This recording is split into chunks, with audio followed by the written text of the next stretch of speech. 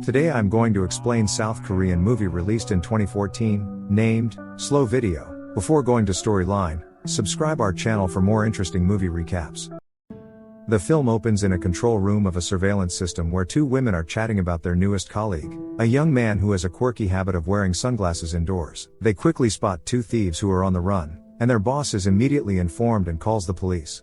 The entire office follows the escapees through the cameras, but the robbers somehow manage to evade them. Just when they're starting to lose hope, the new coworker astounds them by revealing a clip that shows the criminals taking refuge in a nearby alleyway. The young man is named Yo Jang-boo and possesses a rare genetic condition that allows him to perceive everything in slow motion. With his unique disorder, Jang-boo was able to track the fleeing robbers despite their rapid movements. During his 5th grade year, Jang-boo participated in a relay race with Bong Soo-mi, his childhood crush.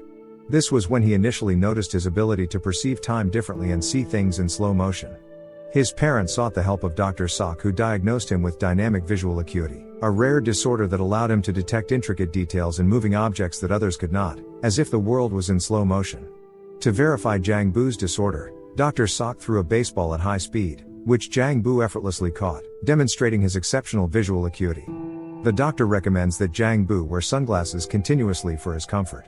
After Jang-boo receives a diagnosis, his father travels abroad to earn money for his son's medical treatment, leaving Jang-boo, his mother, and younger sister at home. Despite the challenges he faces, Jang-boo considers his condition to be both a blessing and a curse.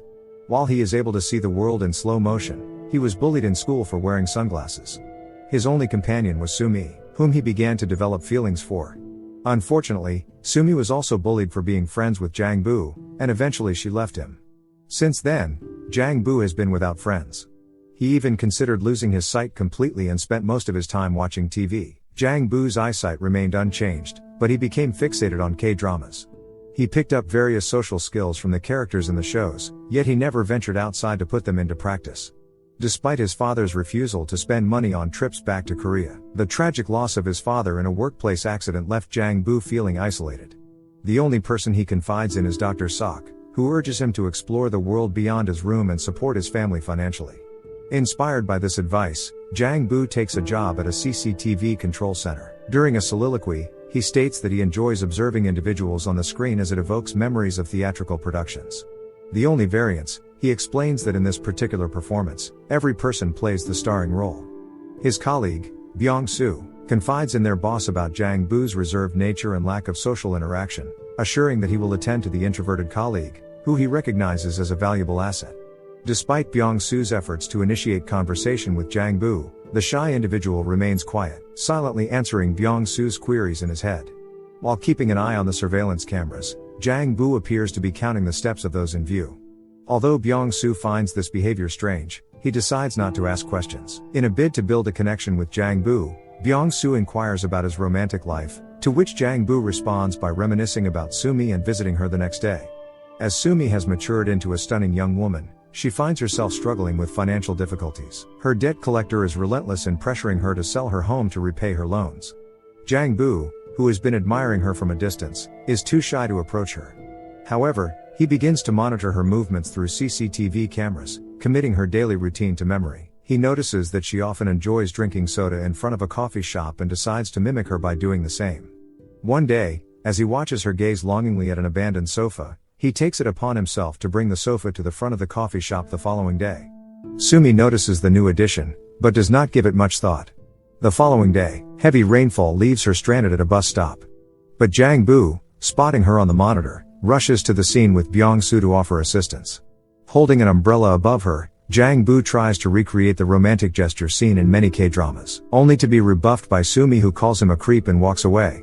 Determined to win her over, Jang-boo and Byung-soo seek advice from Dr. Sok on how to impress Soo-mi. The doctor suggests giving her flowers. The next day, Soo-mi finds herself running late for a musical drama audition and calls the manager. She takes the opportunity to showcase her talents by singing in the middle of the road.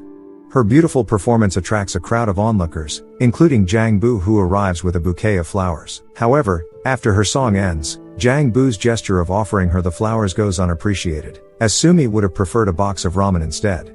She thanks him politely before walking away. Jang-boo finally reveals himself as her childhood best friend and calls her by her name. However, she states that her name is Oh Soo-mi, not Bong Soo-mi. Jang Bu realizes that he has been pursuing the wrong person this entire time, but he finds himself falling for her deeply.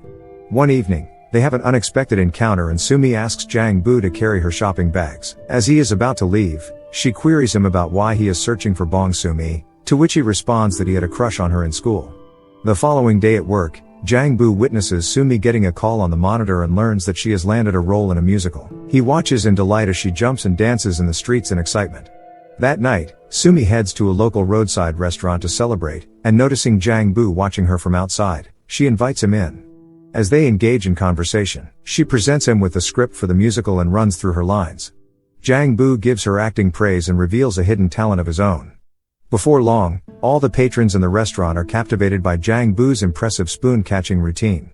The next day, Jang Bu is seen walking through Sumi's neighborhood, counting his steps as he goes. Byung-soo observes him and realizes that he is trying to commit the streets to memory. Later, Sumi discovers Jang Bu waiting for her as she returns home. They stroll together, chatting about various topics, and she inquires about his job. She learns that he works at a CCTV center, with the ability to keep an eye on people all day.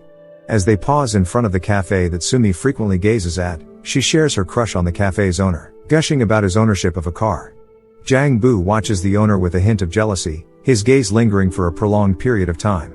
He has made up his mind to take her on a ride to impress her. He asks everyone at work if they own a car in hopes of borrowing it. However, none of them happen to own one. While returning home, Sumi is approached by the debt collector. He starts to yell at her and threatens to hit her if she doesn't return the money. Jang Bu and Byung-soo arrive there right on time and save her from the man. When Jang Bu returns to work, Sumi yells "thank you" to one of the cameras, knowing that he is watching on the other end. At the end of the day, they meet at a park and talk for a long time. Jang Bu asks her what she would do if she owned a car, to which Sumi says that she would drive to the sea every day. Since he cannot get a car, Jang Bu befriends his local bus driver by traveling with him all day. He had been watching the driver play baseball alone at night through the cameras. At the end of the day, Jang Bu joins him for a game and asks him for a favor.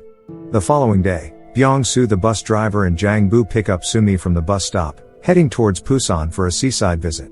Jang Bu's attempts to bring a smile to Sumi's face leave her with growing feelings for him. However, their journey is abruptly halted by border police who bar entry to the district with the local bus. Sumi becomes agitated while Byung-soo tries to pacify her, but their efforts are in vain, and they eventually have to return home without reaching the sea. Later, Jang Bu's boss warns them of recent cases of women being abducted in the area, reminding them to remain vigilant. Suddenly, Jang Bu spots Sumi on a monitor, but she quickly disappears. Rushing to check on her, he finds that she was playing a joke to see if he would come for her. This leads to a tender moment as Sumi removes Jang Bu's glasses for the first time, and the two finally share a kiss. Jang Bu escorts Sumi home, where she invites him inside. However, their hopes are dashed when Sumi spots the debt collectors in her home. They fiercely toss her possessions, menacing her to repay the debt. Jang Bu tries to rush to her aid, but suddenly stumbles as his vision becomes blurry. Once the collectors depart, Jang Bu and Sumi sit and chat. Amidst the scattered items the collectors threw out are sketches that Jang Bu drew for Sumi during their school days. Sumi confesses that she deceived him about her identity, as she didn't want to be judged based on her younger self. Throughout the conversation, Jang Bu remains quiet as Sumi fondly looks at the sketches with a smile. The following day, Jang Bu visits Dr. Sok to inform him that his vision has worsened. It turns out that over time, his condition has become more severe, causing him to gradually lose his sight. Jang Bu was aware that his blindness was inevitable, which is why he has been counting his steps everywhere he goes, preparing for the day when he completely loses his vision. While Jang Bu grapples with his declining vision, Sumi is concerned about her outstanding debt. Sumi sells her home and collects enough funds to repay her debts, but now finds herself homeless. Jang Bu watches her on television as she speaks with a shopkeeper, clutching a box of her possessions. Suddenly, his colleague notices a vehicle suspiciously cruising the same vicinity. Upon closer inspection, she realizes that the car belongs to a notorious kidnapper on the run. She alerts their boss, and the police are notified immediately. Unfortunately, they lose track of the car and at the same time, Jang Bu loses sight of Sumi. Overcome with worry, he rushes to save her from potential harm, but on his way, he loses his vision completely and crashes his bike. Byung-soo observes this through the surveillance cameras and rushes to help him. Meanwhile, Sumi is accosted by a strange man who grabs her arm, but before he can abduct her, Jang Bu charges towards them. The kidnapper flees, but Jang Bu almost collides with a bus. The police arrive and take Sumi in for questioning. Jang Bu is left alone on the street, where Byung-soo comes to his aid. Heartbroken over his loss of vision, Jang Bu weeps as he holds onto his friend. Days pass and Sumi becomes absorbed in her life and does not reach out to Jang Bu. She often gazes at the CCTV footage when she misses him. Months later, she spots Jang Bu at her favorite cafe and happily approaches him, waving. To her shock, Jang Bu turns away, brandishing his cane. She follows him through the town, eventually arriving at an art gallery filled with paintings of her that Jang Bu has created. In a voiceover, Jang Bu reflects that while he may have lost his vision, he still remembers her. The next day, as Sumi follows him again, Jang Bu asks where she wants to go. She realizes that he can still sense her, and the film ends with the two embracing. Thanks for watching. Like and subscribe for more recaps.